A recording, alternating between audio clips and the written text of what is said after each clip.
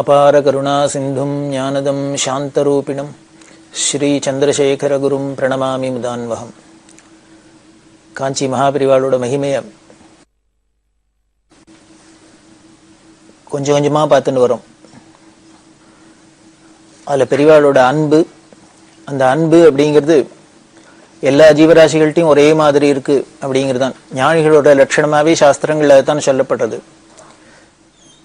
ஞானிகள் எப்படி இருப்பான, சமதர்ஷினகா அப்படின்னு சொல்றது, எல்லாத்தையும் ஒன்னா பார்க்கறது. அதாவது மனுஷனா இருந்தாலும் சரி, செடி கொடிகளா இருந்தாலும் சரி, இல்ல ஒரு விலங்கினமா இருந்தாலும் சரி, எதுவா இருந்தாலும் ஒரே மாதிரி பார்க்கறது. நம்மள மாதிரி சாதாரண மனுஷாளுக்கு மனுஷாலா மதிக்க தெரியல. ஆனா ஞானிகளுக்கெல்லாம் சாதாரண ஜீவராசிகள் எல்லாம் கூட ஒரு மனுஷனை பார்க்கறதே நமக்கு எப்படி அன்பு இருக்குமோ அதே மாதிரியே பார்க்கிறோம். வள்ளலார் சொல்றாரு, வாடிய பயிரை பார்த்த போதெல்லாம் வாடினேன் அப்படின்னா, ஒரு சாதாரண ஆளு நம்மள மாதிரி ஒருத்தர் பசியில வாடுறதே அவளை பார்த்தா நமக்கு எவ்வளவு ஒரு ஈவிரக்கம் வருமோ, நம்ம மனசு எப்படி உருகுமோ, அதே மாதிரி ஒரு தண்ணி இல்லாத காஞ்சிருக்கிற பயிரை பார்த்தா கூட அவளுக்கு அதே பாவம் தான் வருது. இது ஞானிகளோட லட்சணமா இருக்கிறதுனால எல்லா ஜீவராசிகள்கிட்டையும் அவ ஒரே மாதிரி அன்பை காமிக்கிறா. இந்த அன்பு அப்படிங்கிறதே ஒரே மாதிரி தான் இருக்கும். வள்ளுவர் கேட்கிற, அன்பிற்கும் உண்டோ அடைக்கும் தாழ் அப்படிங்கிற, இவாள்கிட்ட தான் அன்பு காமிக்கலாம், இது இங்க அன்பு காமிக்கப்படாது, இப்பதான் காமிக்கலாம் அப்பதான் காமிக்கலாம் அப்படின்னு இதுக்கு எந்த ஒரு வித்தியாசமுமே கிடையாது. எப்ப பாரு யாரை பாரு எல்லா ஜீவராசிகள்ட்டும் ஒரே மாதிரி இருக்கும். அதுக்கு பேர் தான் நிஜமான அன்பு. காரண காரியம் இல்லாத எதிர்பார்க்காத ஒரு அன்பு. அந்த அன்பை தான் பெரியவா காமிக்கிறா. அதுல பசுவதை தடுப்பு சட்டம் அப்படின்னு ஒண்ணு கொண்டு வரணும் அப்படிங்கிறதுக்காக பல இயக்கங்கள்லாம் நாட்டில் நடந்திருந்தது. அதுக்கு பெரியவா ரொம்ப ஆதரவு கொடுத்தா. ஏன்னா பசுமாடு வாயில்லா ஜீவன், அது நம்ம பால் கொடுக்குற வரைக்கும் அதை உபயோகப்படுத்திக்கிறோம். அதை கறவை நின்றுடுத்துனா அது ஏதோ நமக்கு ஒரு பர்டன் மாதிரி, லைபிலிட்டி மாதிரி. அதுக்கு ஆகாரம் போடுறது, அதுக்கு தீனி போடுறது, அதை நாம பாதுகாக்கிறது நமக்கு ஒரு அதிகப்படி மாதிரி தோன்றது இல்லையா? அது தோணக்கூடாது அப்படின்னு வீட்டிலேயே நம்ம மூதாதையர்கள்லாம் இருக்கா, வயசானவாள்லாம் இருக்கா, அப்பா இருக்கா, அம்மா இருக்கா, தாத்தா இருக்கா, பாட்டி இருக்கா அப்படின்னா, இந்த அப்பா அம்மா தாத்தா பாட்டி எல்லாம் ரிட்டையர் ஆயிட்டா, வயசாயிட்டா, ஒரு காரியமும் செய்ய முடியல அப்படின்னா, செய்ய முடியலனாலும் அவளை வச்சு நாம ரட்சிக்கிறோம். ரட்சிக்கிறது நம்ம கடமையா நினைக்கிறோம். அதை போலதான் வீட்டுல உள்ள நம்ம உறவுகாரால நம்ம மனுஷால எப்படி பாதுகாக்கணும், அவளால நமக்கு உபயோகம் இருந்தாலும் சரி, உபயோகம் இல்லைன்னாலும் சரி, பலன் இருந்தாலும் சரி, இல்லைன்னாலும் சரி, அவர்களை பாதுகாக்கணும் அப்படிங்கிறது நம்மளோட கடமையா நினைக்கிறாப்புல தான் கால்நடைகள்லாமும் நினைக்கணும். அதுக்காக தான் இந்த பசுவதை அப்படிங்கிறத தடுக்கணும் அப்படின்னு வச்சா பெரியவா. அதுக்கு பல பேர் நாட்டில் பல இயக்கங்கள் உருவாக்கினா. அதுக்கெல்லாம் பெரியவா ஆதரவு கொடுத்தா. குறிப்பா கால்நடைகள்ல பசுவை ரொம்ப புனிதமா சொல்லப்பட்டிருக்கு அப்படின்னு சொல்றோம். அந்த பசுக்களை பாதுகாக்கிறதுக்காக பல திட்டங்கள் பெரியவா சொன்னா. எல்லா ஜீவராசினும் ஒரே மாதிரி அன்பு தான் அப்படின்னு நாம பார்க்கிறோம் இல்லையா? அதுக்கு இன்னும் ஒரு சிலது பார்க்கலாம். பெரியவா மடத்துல இருக்கிறதே, காஞ்சி மடத்துக்கு சொந்தமான நிலங்கள்லாம் பல ஊர்ல பல இடங்கள்ல இருக்கு. பல ராஜாக்கள் பல பேர் அப்பப்போ அந்தந்த காலகட்டங்கள்ல மடத்துக்குன்னு சந்திரமௌலீஸ்வர பூஜை, மடத்துல உள்ள தர்ம காரியங்களுக்காக தானம் பண்ணினதெல்லாம் அங்கங்க நிறைவே கிடக்கு. அப்படி இருக்கிற ஒரு பகுதி கீழம்பி அப்படின்னு ஒரு இடம், காஞ்சிபுரத்துக்கு பக்கத்துல இருக்கு. கீழம்பி அப்படின்னு ஒரு கிராமம். அந்த கிராமத்தையே ராஜா அந்த காலத்துல ஆச்சாரியால, காமகோடி பீடத்துல ஆச்சாரியால இருந்தவருக்கு பூதானம் பண்ணினதெல்லாம் சொல்லப்படுறது. ரெக்கார்டெல்லாம் இருக்கு, கல்வெட்டெல்லாம் இருக்கு. அந்த கீழம்பியில மடத்துக்கு சொந்தமான நிலம், அதுல நிலக்கடலை போட்டுருந்தா. நிலக்கடலை போட்டு அது அறுவடை ஆகி மூட்டை மூட்டையா நிறைய மடத்துக்கு வந்தது. அந்த மகசூல்லாம் வந்திருக்கு. பெரியவாள்கிட்ட சொன்னா, மேனேஜர் வந்து சொன்னார், நிலக்கடலை எல்லாம் அறுவடை ஆகி வந்திருக்கு அப்படின்னு. பெரியவா பார்த்தா சரின்னு விட்டா. அதை பத்தி ஒன்றும் கேட்டுக்கல. ஒரு வாரம் கழிச்சு பெரியவா என்ன பண்ணா, தங்கிட்ட கைங்கிரம் என்ற ஒரு பையனை கூப்பிட்டு, ஏதோ நம்ம என்ன கீழம்பி நிலத்துலேருந்து நிலக்கடலை வந்ததுன்னு சொன்னார் மேனேஜர். அது இருக்கா இருந்தா கொஞ்சம் வாங்கிட்டு வா சாப்பிட்றதுக்கு அப்படின்னு. இந்த பையன் போய் கேட்டார் மேனேஜர்கிட்ட. மேனேஜர் என்ன பண்ணிட்டார், அதுக்குள்ள மடத்துக்கு நிலக்கடலை எல்லாம் வந்தது, அத்தனை மூட்டை மூட்டையா அவருக்கு நிலக்கடலை வச்சுன்னு என்ன பண்ண முடியும்? அதனால அவ என்ன பண்ணிட்டா, அதை எல்லாத்தையும் கடையில கொடுத்து வித்து என்கேஷா பண்ணியாச்சு. ஏன்னா பணம் தான் வேணும் அப்படிங்கிறதுனால எல்லா சாமானையும் வச்சுக்க முடியாது அப்படியே. நெல்லு முதலான சாமானா இருந்ததுன்னா உங்களுக்கு தினமே யூஸ் ஆகும். நிலக்கடையில எல்லாம் தினம் யூஸ் பண்ண போறது இல்லை, அது மூட்டை மூட்டையா அதை வச்சு என்ன பண்ண போறது, வீணா போயிட போறது அப்படின்னு அவர் கடையில விலைக்கு கொடுத்து அதை பணமா மாத்தியாச்சு. இது மாத்தினதுக்கு பிறகு பெரியவா கேட்கிறா, கீழம்பி நிலத்துல விளைஞ்ச நிலக்கடலை விடணும், கொஞ்சம் சாப்பிட்றதுக்கு வேணும் அப்படின்னு. மேனேஜர் பார்த்து, என்னடா சோதனையா இருக்கு, முன்னால கேட்டிருந்தாலும் கொஞ்சம் எடுத்து வச்சிருக்கலாம், நம்ம அதுவும் இவ கேட்பான்னு தெரியாது, இப்ப சோதனையா கிழம்பி நிலத்திலேருந்து வந்த நிலக்கடலை வேணுங்கிறா, என்ன பண்றதுன்னு தெரியல அவருக்கு. அதனால என்ன பண்ணார், பெரியவாளோ கேட்காத பெரியவா கேட்கிறா, அதை இல்லைன்னு சொல்றதுக்கும் மனசு வரல. உடனே என்ன பண்ண, அந்த பையன்ட்ட இருராசித்த நான் கொஞ்சம் ஏற்பாடு பண்ணி தரேன் அப்படின்னார். இவர் போனார், கடையிலேருந்து கொஞ்சம் நிலக்கடையில வாங்கி கொடுத்துட்டு வந்து, இதை கொண்டு பெரியவாள்கிட்ட கொடு, பெரியவா நிலக்கடலை தானே கேட்டா, இதை கொடு அப்படின்னு. அந்த பையன் கொண்டு வந்து கொடுத்தார். ஏன் இவ்வளவு நேரம் அப்படின்னு, தெரியல ஏதோ காரியமா இருந்தார், இப்பதான் கொடுத்தார். பெரியவா உடனே மேனேஜரை கூப்பிடு அப்படின்னா வந்தார். நான் கிழம்பி நிலத்துல விளைஞ்ச நிலக்கடலை கேட்டேன், நீ என்ன கொடுத்து அனுப்பிச்சிருக்க அப்படின்னு. இல்ல பெரியவா நிலக்கடலை கேட்டா கொடுத்துருக்கேன். நான் நிலக்கடலை நீ கொடுத்துருக்க இல்லைன்னு சொல்லல, நான் கேட்டது கிழம்பி நிலத்துல விளைஞ்ச நிலக்கடலைன்னு, நீ அதையா கொடுத்துருக்க அப்படின்னு. அவர் பார்த்தார், நம்ம ஏதோ கடையில வாங்கினது பெரியவா தெரிஞ்சுட்டா அப்படின்னு. உடனே விஷயத்த சொன்னார், அதை வித்தாச்சு அதனால கொடுக்கல, இப்ப வாங்கிட்டு வந்து கொடுத்துருக்கேன். இல்ல இல்ல அப்படின்னா, எனக்கு அங்க நிலத்துல விளைஞ்சதுதான் வேணும்னு கேட்டேன், அது இல்லைன்னா இல்லைன்னு சொல்லிருக்கலாம், அதுக்காக நான் கேட்டதை இல்லைன்னு சொல்லப்படாது அப்படிங்கிறதுக்காக நீ இது மாதிரி எல்லாம் பண்ணணும் அப்படின்னு அவசியம் இல்லை அப்படின்னு. சரி விட்டாச்சு, போயிட்டார். இருந்தாலும் மேனேஜருக்கு ரொம்ப மனசு தாபமா இருந்தது, பெரியவா கேட்டு இல்லைன்னு சொல்றமே இல்லைன்னு சொல்றமே. அதனால என்ன பண்ணினார், அந்த பையனையும் அழிச்சினார், நேர கிழம்பி நிலத்துக்கு போனார். அங்க போய் ஏதானும் ஒரு 10 நிலக்கல்யாணம் அந்த நிலத்துல இருந்ததுனால் அதை கொண்டு பெரியவாளுக்கு அர்ப்பணம் பண்ணும் அப்படிங்கிறதுக்காக போய் தேடி பார்த்தார். இல்லை, அப்படி தேடுறதே ஒரு பெரிய எலிப்பொந்து இருந்தது. அந்த எலிப்பொந்துக்குள்ள பெருசு பெருசா பெருச்சாள் இருக்கு, எலிப்பொந்துன்னா பெருசா இருக்கு. பார்த்தா எதேச்சியா அது வாயில கடலை தெரிஞ்சது. கடலை தெரியறதுன்னு இவருக்கு சந்தோஷம், என்னமோ இதுக்குள்ள இருக்கு போல இருக்கு அப்படின்னு. உடனே ஆளை கூப்பிட்டார், இந்த பாறையால இந்த பொந்த தோண்ட சொன்னார், வெட்ட சொன்னார். உடைச்சு பார்த்தா உள்ளுக்குள்ள ஒரு மூட்டை நிலக்கடலை இருக்கும் போல இருக்கு. இந்த எலி எல்லாம் எடுத்துன்னு போய் அதுக்குள்ள சேர்த்து வச்சிருக்கு. அவருக்கு ஒரே சந்தோஷம், இவ்வளவு நிலக்கடலை கிடைச்சிருத்தேன்னு. அதுல இருந்து இத்தனை எடுத்துட்டார், மூட்டையை கட்டினார், வந்து பெரியவாள்கிட்ட கொடுத்தார். பெரியவா அப்ப இல்லைன்னா இப்ப ஏதுன்னா,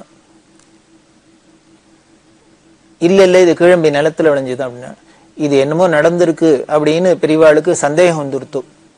அதனால மேனேஜரை அனுப்பிச்சுட்டா, அவர் ஏதோ சொல்றதுக்கு தயங்குற, ஏதோ நம்மள்ட்ட மறைக்கிறார் அப்படின்னு அவரை அனுப்பிச்சுட்டா. அப்புறம் இந்த பையனை அனுப்பிச்சிருந்தாலே போய் கள்ள வாங்கிடுவான்னு, அந்த பையன்ட்ட முள்ள பேச்சு கொடுக்குறாப்புல பெரியவா விசாரிச்சா, ஆமா முதல்ல மேனேஜர் இல்லைன்னு, அப்புறம் இப்ப வந்துடுத்து, எப்படி கிடைச்சது அப்படின்னு, ஏன் இவ்வளவு லேட்டு அப்படின்லாம் ஏதோ பேச்சு கொடுக்கறதே. அந்த பையன் ரொம்ப சாது பாவம், என்ன பண்ண நடந்த விஷயம் எல்லாத்தையும் சொல்லிட்டான். மாமாவோட கிழம்பி நிலத்துக்கு போனோம், அங்க தேடி பார்த்தோம் கிடைக்கல. அப்ப உடனே ஒரு எலிப்பந்து பார்த்தோம், அதுல துளி கடலை தெரிஞ்சது, எட்டி பார்த்தாப்புல இருந்து, உடனே உடைச்சு பார்த்தா நிறைய இருந்தது, அதுல இருந்து எடுத்துன்னு. அப்படியா அப்படின்னா, சரி விட்டுட்டாத்தோட. உடனே திருப்பி மேனேஜரை கூப்பிட்டு பெரியவா சொல்றான், கடையில போய் 1 முட்டை 2 முட்டை நிலக்கடலை எல்லாம் வாங்கிட்டு சொல்லும், வண்டியை கட்டு, வண்டியில ஏத்துவி, நாம எல்லாரும் இப்ப கீழம்பிக்கு போறோம் அப்படின்னா. அவர் எதுக்கு அப்படின்னு, போறோம் அப்படின்னு. இங்க கீழம்பிக்கு பெருசா வண்டியில நிலக்கடலை எல்லாம் ஏத்திருக்கு, வெளியிலேருந்து வாங்கின நிலக்கடலை மூட்டையெல்லாம் ஏத்திருக்கு. மேனேஜர் போற, எல்லாரும் அடுத்த சிப்பந்திகள்லாம் வர, பெரியவாளும் கூடவே போறா. போய் அங்க என்ன பண்ணினா, ஒவ்வொரு எலிப்புந்தா பார்த்து இந்த வேர்க்கடலையே போட சொல்றா. அப்போ மேனேஜர்கிட்ட சொன்னா, நான் ஒரு சன்னியாசிக்கு முதல்ல வேர்க்கடலை தங்கணும், அத்தை பண்ணும் இத்த பண்ணும்னு ஆசை வரதே முதல்ல தப்பு தான், மத்தியமம் தான். இருந்தா கூட ஏதோ நம்ம நிலத்துல விளைஞ்சது இன்னைக்கு மூட்டையா வந்திருக்குன்னு சொன்னாலே அதுல ஏதானு 2 எப்படி இருக்குன்னு பாக்கலாங்கிறதுக்காக கேட்டேன். அது இல்லைன்னா இல்லைன்னு சொல்லியிருக்கலாம், எனக்கு இல்லைன்னு சொல்லக்கூடாது நான் கேட்டு அப்படிங்கிற ஒரு எங்கிட்ட இருக்கிற பிரியத்தினால நீங்க என்ன பண்ணிருக்க, இங்க வந்து எலிப்பந்தை உடைச்சு எடுத்த. என்னோட ஆசிரமம் சன்னியாசாசிரமம், இதோட முதல் தர்மம் என்ன, நியதி என்ன அப்படின்னார், எல்லா ஜீவராசிகளுக்கும் எங்களால எந்தவித இடைஞ்சலும் இருக்கப்படாது, எந்த ஜீவராசிகளுக்கும் எங்களை பார்த்தா பயமே இருக்கப்படாது அப்படின்னு சாஸ்திரம் சொல்றது. அதான் மந்திரமா சொல்றோம். அப்படி இருக்கதே அஹிம்சை பரிபூர்ணமா இருக்க வேண்டிய ஒரு ஆசிரமத்துல இருக்கிறவனுக்கு வேர்க்கடலை வேணுங்கிறதுக்காக ஒரு வாயில்லா ஜீவன் சேர்த்து வச்சிருக்கிற அந்த நிலக்கல்லை எடுத்து சாப்பிட்டா இது நியாயமா? அது பாவம், அதுகள் ஏதோ தங்களோட காலத்துக்காக பிற்காலத்துக்காக இதெல்லாம் சேர்த்து வச்சிருக்கு. இப்படி ஒரு வாயில்லா ஜீவன்ட்டு இருக்கிறத அடிச்சு புடுங்குறாப்புல இருக்கு. அதோட பொந்த நாம உடைச்சு அதுல இருக்கிற வேர்க்கை எடுத்து நாம தின்னோம்னா இது மகா பாபம், தோஷம். அதனால ஒண்ணு தெரிஞ்சுக்கோ, ஏதோ எங்கிட்ட இருக்கிற பிரியத்தினால நீங்கள்லாம் எனக்கு நான் எதை கேட்டாலும் கொடுத்தணும், என்னை திருப்திப்படுத்தணுங்கிறதுக்காக நீங்க எந்த காரியம் வேணா பண்றதுன்னு வச்சுக்காதீங்க. அப்படி பண்ணினேன்னா அந்த பாப்பம் எல்லாமும் என்ன சேரும். ஏன்னா குருவா நான் இருக்கிறதுனால சிஷ்ய பாபம் குரும் ரஜேத் அப்படின்னு நீங்க பண்ற தோஷங்கள்லாம் என்னையும் வந்து சேரும். நான் டைரக்டா எந்த ஜீவராசிகளுக்கும் இடைஞ்சல் பண்ணலைன்னா கூட இத மாதிரி இன்டைரக்டா ஏதானும் பண்றதுக்கு நான் காரணமானா கூட அந்த தோஷம் வந்து தான் சேரும். அதனால அதுக்கு கூட இடம் கொடுக்கக்கூடாது. தயவு பண்ணி இது மாதிரி இனிமே இப்படி பண்ணாதீங்க. இருந்தா இருக்கு, இல்லைன்னா இல்லை, பரவாயில்ல, அதனால ஒன்றும் தப்பு இல்லை அப்படின்னு சொல்லி அவளுக்கு உபதேசம் பண்ணி அத்தனையும் அந்த எலிப்பந்தை உடைச்சு எடுத்ததுக்காக ஏதோ ஒரு வேர்க்கல்ல எடுத்ததுக்காக இப்போ ஒரு மூட்டை வேர்க்கல்லே எல்லாத்துக்கும் பிராயச்சித்தமா எல்லா ஜீவராசிகளுக்கும் எலிப்பந்துக்கு எலிப்பந்தா பார்த்து போடச்சிடுறான். அதான் பெரியவாளோட குணம். நம்மளால அடுத்த வாளுக்கு உபகாரம் இருக்கோ இல்லையோ, அட்லீஸ்ட் இடைஞ்சல் இல்லாதையானு கஷ்டம் இல்லாதையானு இருக்கணும். அப்படி நாம ஒவ்வொருத்தரும் இருக்கிறதுன்னு தீர்மானம் பண்ணின்னு விட்டாலே போறோம். நாட்டுல ஏதானும் பிரச்சனை இருக்குமோ, இத்தனை தீவிரவாதம் இருக்குமா, இவ்வளவு கஷ்டங்கள் இருக்குமா, அது இருக்குமா, இது இருக்குமா, ஒண்ணுமே இருக்காது. எல்லோரும் அமைதியா இருக்கலாம், சாந்தமா இருக்கலாம், ஆனந்தமா இருக்கலாம். அதுக்குத்தான் மகான்களோட சரித்திரம்லாம் இது மாதிரி விஷயங்கள்லாம் நமக்கு ஒரு நிகழ்ச்சிகள் மூலியமா அவ நடத்தி காமிச்சு இது மாதிரிலாம் லீலை பண்ணி நமக்கு ஒரு படிப்பினையை கொடுக்குறா. அப்படிதான் பெரியவா எலிகளுக்கு எல்லாமும் விருந்து வைக்கிறா. இன்னும் பல ஜீவராசிகளுக்கு பெரியவா ஒரு இடத்துல உட்கார்ந்துட்டு இருக்கா. ஒரு மரத்தடியில உட்கார்ந்தா அதுக்கு பக்கத்துல எறும்பு பொந்து போல இருக்கு. அந்த எறும்பு புத்துலேருந்து நிறைய நெருப்பெரும்பு வந்து பெரியவா பாட்டுக்கு பேசிட்டு இருக்கா. காலில் மொச்சு இருக்கு. நூறுணி அனந்தகிருஷ்ண சாட்சியில் அப்படின்னு அவரோட பொண்ணு செல்லம்மா அப்படின்னு அந்த மாதிரி தப்புல நின்று பார்த்துட்டு இருக்கா. பார்த்தா பெரியவா கால் முழுக்கலும் நெருப்பெரும்பு மொச்சு இருக்கு. நெருப்பெரும்பு ஒரு எறும்பு கடிச்சாலே நம்மளால தாங்காது. நூற்றுக்கணக்கான நெருப்பெரும்பு காலில் மொச்சுண்டா அந்த அம்மாவுக்கு தாங்கல. அந்த அம்மா அலறிட்டு பெரியவாள்கிட்ட சொல்றா, ஐயோ கால் முழுக்கலும் எறும்பு வச்சிருக்கு, பெரியவா காலை உதறணும் எல்லாம் தட்டி விட்டுக்கணும் அப்படின்னா பெரியவா சிரிச்சுட்டே, நீ சிம்பிளா சொல்லிட்ட, ஈஸியா, என்னால என் காலை பிடிச்சுன்னு இருக்கு, அதை என்னால உதற முடியலையே அப்படின்னு. அந்த அம்மா ரொம்ப சொல்லி ஆச்சரியப்படுவோம். பெரியவா சொல்றா, இந்த எறும்பெல்லாம் வந்து காலை பிடிச்சுன்னு இருக்கா, அவரால் உதற முடியலையா. அதாவது காலில் சரணம்னா வந்து விழுந்திருக்கு. அது ஏதோ அதோட சுவாவம் வந்து காலை முக்கிறது கடிக்கிறதுக்கு. அப்படி தன் காலை பிடிச்சு கடிக்கிறதுக்குன்னு காலை பிடிச்சா கூட இந்த எறும்பெல்லாம் எப்பேற்பட்ட புண்ணியசாலிகளா இருக்கலாம், என்ன புண்ணியம் பண்ணி இருக்கணும். நம்மள மாதிரி சாதாரண மனுஷா காலை வந்து பிடிச்சு கடிக்கிறதுக்கு வந்ததுன்னா ஆன் த ஸ்பாட் அது க்ளோஸ் ஆகிருக்கும். பரமாத்மாவான அன்பே சிவமான அவளோட பெரியவா காலை பிடிச்சதுனால அதுகளுக்கெல்லாம் பரம பாக்கியம். பெரியவா சொல்றா, என் காலை பிடிச்சுடுத்து, அதனால என்னால உதற முடியல அப்படின்னு. ராமாயணத்திலேயும் ராமரதான சொல்ற, எல்லாம் எத்தனை ஜீவராசிகளுக்கு எல்லாருக்கும் சரணம் கொடுக்குற. அதுல என்ன சொல்ற, ஒரு பிரதிஜை மாதிரியே சொல்ற, என்ன ஒரு தரம் நீ தான் கதி அப்படின்னு என்கிட்ட வந்துட்டா போறோம், அவளை கைவிட மாட்டேன், இது என்னோட விரதம் அப்படிங்கிற. சகிருதேவ பிரபன்னாய் அப்படிங்கிற ஒரு தரம் போறோம் என்கிட்ட, நீ தான்ப்பா கதி அப்படின்னு வந்து என்கிட்ட சரண்டர் ஆயிட்டா அவளை என்னால கைவிட முடியாது, இது என்னோட ஜென்ம விரதம் அப்படின்னு சொல்றாரு இல்லையா. அதே ராமச்சந்திரமூர்த்தியோட மறு அவதாரமான பெரியவாளும் இந்த எறும்பெல்லாம் கடிக்க வந்தா கூட ராமரானும் நீ சரணாகதின்னு வந்தா போறோம், ஒரு தரம் சரணாகதின்னு வந்துட்டாதான் காப்பாத்தேன்னு. இங்க பெரியவா அவதாரத்துல என்னென்ன அதையும் தாண்டி போயிடுத்து. அதை ஹிம்சை பண்ணணும் அப்படின்னு வந்தா கூட அதுக்கும் சரணாகதி கொடுத்து அதுக்கும் பாதுகாப்பு கொடுக்குறா, அதுக்கும் அனுகிரகம் பண்றது அப்படிங்கிறது பெரியவாளோட ஸ்பெஷாலிட்டி. காரணம் என்ன, எறும்போட குணம் கடிக்கிறது தான். அது அதோட சுபாவம் இப்படிதான் இருக்கு. நமக்கு வேணா அது இடைஞ்சலா இருக்க வேண்டிய, கொசுன்னா கடிக்கத்தான் கடிக்கும், ஈன்னா மொக்கத்தான் மொக்கும், எறும்புனா கடிக்கத்தான் கடிக்கும். அதாவது ஒவ்வொருத்தருக்கும் ஒவ்வொரு ஜீவராசிகளுக்குன்னு ஒரு சுபாவம் ஈஸ்வர சிருஷ்டியில இருக்கு. அந்தந்த சுபாவப்படி அது நடந்துக்கிறது. அது நமக்கு பிடிச்சிருக்கு, பிடிக்கல, சரிப்பட்டு வருது, சரிப்படல அப்படிங்கிறதான் விஷயமா இருக்கு. நம்மளோட காரியம் கூட தான் பல பேருக்கு பிடிக்காத இருக்கலாம். நாம கொசுவிலையை கட்டின்டா கொசுக்களுக்கெல்லாம் பிடிக்காத இருக்கலாம். அதெல்லாம் நம்மளை சபிக்கலாம். என்னைய அது ஒத்தங்கூட நம்மள ரத்தத்தை குடிக்க விடாத, நம்ம சாப்பாட்டை ஆகாரம் பண்ண விடாத இவெல்லாம் நம்மளை பட்னி போடுறாளே அப்படின்னு அதுகளுக்கெல்லாமும் கோவம் வரலாம் இல்லையோ. கொசு அப்படின்னு ஒண்ணு ஞாபகம் வருது. பெரியவா நாளைக்கு ராத்திரி மடத்துல படுத்துட்டு இருக்கிற பெரியவாளை திடீர்னு பார்த்தா பக்கத்துல படுத்திருந்த இடத்துல காணும்.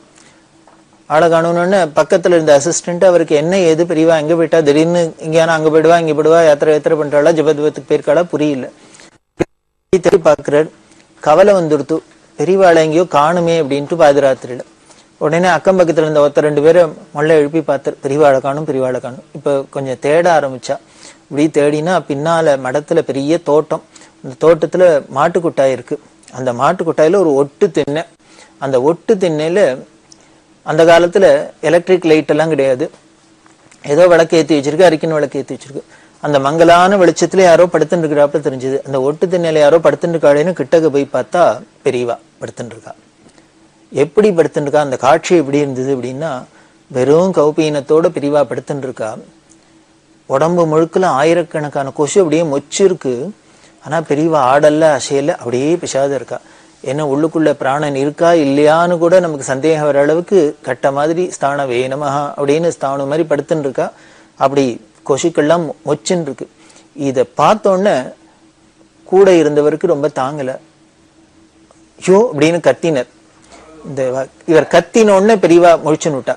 முழிச்சுன்னு பார்த்தா பக்கத்துல எல்லாரும் வந்திருக்கா. உடனே இந்த கத்தல் கேட்டு எல்லாரும் வந்துட்டா. லைட்டில் வந்து பார்த்தா பெரியவா எந்த உட்காந்துட்டா.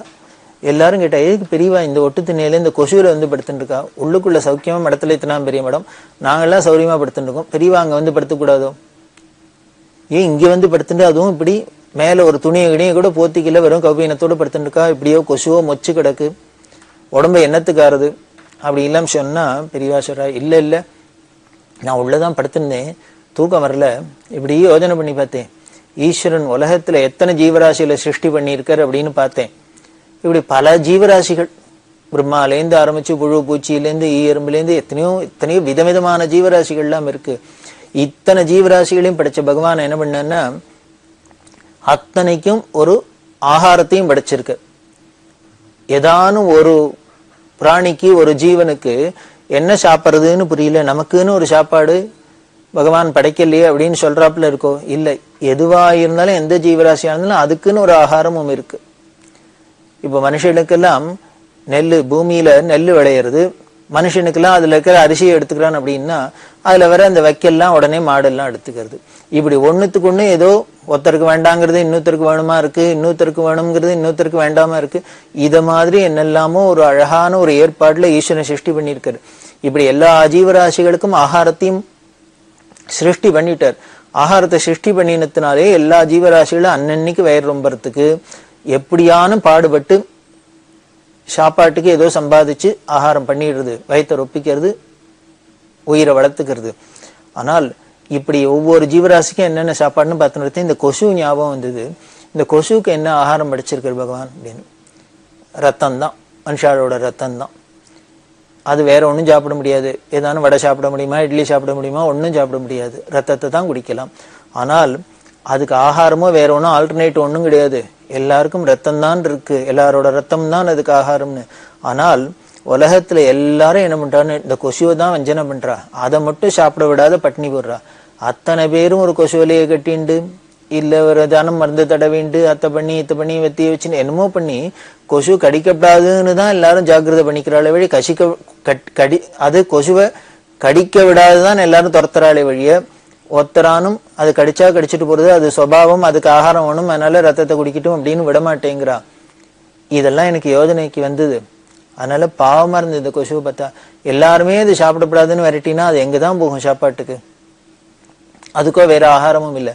அதனால எனக்கு என்ன தோணித்து, சரி எல்லாரும் விரட்டுறவாள்லாம் விரட்டட்டும், நம்ம ரத்தத்தையான என்ன சௌக்கியமா குடிக்கட்டும் அப்படிங்கிறதுக்காக இங்க வந்து படுத்துட்டேன். எந்த இடத்துல மாட்டுக்கொட்டாயில கொசு எல்லாம் ஜாஸ்தி இருக்குமோ அந்த இடத்துக்கு மெனக்கிட்டு வந்து படுத்துட்டு இருக்கா. அப்படி படுத்துட்ட பெரியவாளும் வெறும் கவுப்பீனத்தோட உடம்பு முழுக்களும் திறந்து இருந்ததுக்கு காரணம் என்னன்னு, அது உடம்புல எத்தனை இடத்த வேணாலும் அது கடிச்சுக்கிட்டும் அப்படின்னு விட்டுருக்கா போல இருக்கு. அப்படின்னா இதுக்கு மேல அன்பு, தயை, இரக்கம், எல்லா ஜீவராசிகள்ட்டையும் பரிவு அப்படிங்கிறதுக்கு உதாரணம் வேற ஏதானு காமிக்க முடியுமா? அப்படிதான் சமஸ்த ஜீவராசிகள்ட்டையும் ஒரே மாதிரி அன்பு, ஒரே பிரியம். இப்படி பல ஜீவராசிகளுக்கு பெரியவா அனுகிரகம் பண்றது பாக்குறோம். ஏதோ நமக்கெல்லாம் தான் அனுகிரகம் பண்றதுக்காக இப்படி ஒரு அவதாரம் பண்ணி பெரியவா வந்திருக்கா அப்படின்னு இல்லை, எல்லா ஜீவராசிகளுக்கும் அனுகிரகம் பண்றதுக்கு தானே வந்திருக்கா. ஒரு தரம் இவ நடந்து போயின்னு இருக்கா, கிராமத்துல நடந்து போயின்னு இருக்கிறதே கூட வரவாள்லாம் ஒரு வாழையே வந்துட்டு இருக்கா. அப்போ இந்த கிராமத்துல இருக்க இந்த தெரு நாய் அப்படின்னு சொல்றப்ப ஒரு 4-5 நாய் அங்க ஒரு குதிரை குட்டி ஒன்னும் மேயறதுக்காக வந்திருக்கு. இந்த குதிரை குட்டியை பார்த்தோன்னே இந்த நாயெல்லாம் போய் அதை குலைச்சுன்னு சூழ்ந்துன்னு கடிக்கிறதுக்கு போறது. இந்த குதிரை குட்டியா இருக்கிறதுனால பயப்படுறது. இந்த நாயெல்லாம் வந்து ஒரு 4 நாயா சேர்ந்துட்டு சூழ்ந்துன்னு அதை குலைக்க வரத்தையே பார்த்தா, கடிக்க வரத்தையே பார்த்தா அது பயப்படுறது. இப்படி இந்த குதிரை குட்டி மெரல இப்படி ஓடினா அங்க துரத்தின்னு வருது, அப்படி ஓடினா இங்க துரத்தின்னு வருது. இந்த நாய்கள்லாம் துரத்துறது பார்த்தா கூட வந்த ஒருத்தருக்கு பாவம் அன்பு அவருக்கு, இந்த குதிரை குட்டி இப்படி நாய்கள்கிட்ட மாட்டின்னு திண்டாடுறது அப்படின்னு இந்த குதிரையை காப்பாற்றணும் அப்படிங்கிறதுக்காக என்ன பண்ணார், ஒரு கல்லை எடுத்து நாய்கள் மேல அடிச்சார். நல்லவேளை நாய் ஒன்னும் படல. இந்த கல்லு போய் விழுந்த சத்தத்தை கேட்டோன்னு பெரியவா திரும்பினா, யாரு நாய் அடிச்சா, கல் எடுத்து அடிச்சது அப்படின்னு. உடனே அடிச்சவர் வந்து நான் தான் அடிச்சேன் அப்படின்னு. ஏன் அடிச்சேன் அப்படின்னு. இல்ல அந்த வாயில்லா ஜீவன் இந்த குதிரையை போய் இந்த நாயெல்லாம் இப்படி பண்றது, சிரமப்படுத்துறது, அதனால இந்த குதிரை தப்பிச்சுக்கிடுவேங்கிறதுக்காக அடிச்சேன் அப்படின்னு. உடனே பெரியவா சொல்றா, நல்ல கதையா இருக்கு, குதிரை வாயில்லா ஜீவன்னா நாயெல்லாம் மட்டும் வாயில்லா ஜீவனா? நீ குதிரைய நாய் கடிச்சுட போறதேங்கிறதுக்காக நீ காப்பாத்தணுங்கிறதுக்காக நாயெல்லாம் கல்லால் அடிச்சா, இப்ப குதிரை தப்பிச்சா பரவாயில்ல, அடி வாங்காத இருக்கணும், கடிபடாத இருக்கணும், ஆனா நாயெல்லாம் மட்டும் அடிபட்டு ரத்தம் வந்தா பரவாயில்லையா, அது சிரமம் இல்லையா அப்படின்னு அவர் பார்த்தார். இல்ல அதை விரட்டுறதுக்கு என்ன வழி, வேற வழி தெரியல, அதனால பண்ணேன் அப்படின்னு. நான் சொல்றேன் வழி அப்படின்ட்டு என்ன பண்றா, இப்ப வர வழியில கடையெல்லாம் பார்த்தீங்களோ, அங்க பிஸ்கெட் ஏதான் இருந்தா எடுத்துட்டு வா, வாங்கிட்டு வா அப்படின்னா. ஒரு 2-3 பாக்கெட் பிஸ்கெட் வாங்கிட்டு வச்சுன்னா, வாங்கிட்டு வந்தா நீ அந்த பக்கமா போ, நாயெல்லாம் ரோட்ல இந்த பக்கம் இருக்கிறது, அந்த பக்கம் போ, இந்த நாயெல்லாம் பாக்குறாப்புல நீ இந்த பிஸ்கெட்டை பிரிச்சு போடும், கீழே போட்டா நாயோட குணம் தானே ஓடி வந்துடும் அப்படின்னு. அதே மாதிரியே ஒரு 2 பாக்கெட் பிஸ்கெட் வாங்கிட்டு வந்து எல்லாத்தையும் அப்படி பிரிச்சு போட்டாரோ இல்லையோ, சொச்சோன்னு நாயெல்லாம் ஓடி வந்துடுத்து. அந்த குதிரையை விட்டுது, எல்லாம் நேரம் இங்க வந்துடுத்து இந்த பிஸ்கெட்டை திங்க. இந்த நாயெல்லாம் இந்த பக்கம் ஓடி வந்தோடனே குதிரை தப்பிச்சேயம் போச்சுன்னு ஓடியே போயிடுத்து. இப்ப பெரியவாசுரா பத்தியா, கல்லை எடுத்து அடிச்சு நாய்க்கு அடிபட்டுன்னு குதிரை தப்பிக்கிறத விட இது மாதிரி பிஸ்கெட் வாங்கி போட்டு ஏதாவது பண்ணியிருந்தீங்கன்னா இப்ப நாய்க்கும் பாதகம் இல்லாத இருக்கு, குதிரைக்கும் பாதகம் இல்லாத இருக்கு, 2 ஜீவராசிகளும் ஒரு கஷ்டமும் இல்லாத இருக்கு இல்லையா, இப்படி பண்ணலாமோ இல்லையோ அப்படின்னு. அந்த பக்தருக்கு ரொம்ப கண்ணில் தண்ணி வந்துடுத்து. பெரியவாளை நமஸ்காரம் பண்ணு, வாஸ்தவம் தான், இப்படிதான் பண்ணணும். நாம என்னமோ யாருக்கோ ஒருத்தருக்கு நல்லது பண்றோம் அப்படின்னு நினைச்சுன்னா அதனால இன்னொருத்தருக்கு என்ன கெடுதல் வரும்ங்கிறது கவனம் இல்லாத இருக்கும். பெரியவாள்கிட்டேருந்து இப்படி கத்துனே, பெரியவா மாதிரி ஞானிகளால தான் யாருக்குமே ஒரு இடைஞ்சல் இல்லாத எல்லாருக்கும் நல்லதை பண்ண முடியும். அப்படின்னா நமாமி பகவத்பாத சங்கரம் லோக சங்கரம் அப்படின்னு சொல்லியிருக்கேன். உலகம் முழுக்கல எல்லாருக்கும் நல்லது பண்றதுக்குன்னே ஒரு சங்கர அவதாரம் இல்லையா, அப்பேற்பட்ட பெரியவா அப்படின்னு சொல்லி அவர் இன்னுமே இப்படி பண்றதுக்கு கத்துக்கிறேன் அப்படின்னு. இதுல இருந்தெல்லாம் நமக்கும் பாடம் கத்துக்கிறோம். நம்ம பண்ற காரியங்கள்னால எல்லாருக்கும் நல்லதாவே இருக்கணும், அட்லீஸ்ட் யாருக்கும் இடைஞ்சல் இல்லாதையானு இருக்கட்டும் அப்படிங்கிறத நாம ஒரு பாடமா எடுத்துட்டு மேற்கொண்டு பார்க்கலாம்.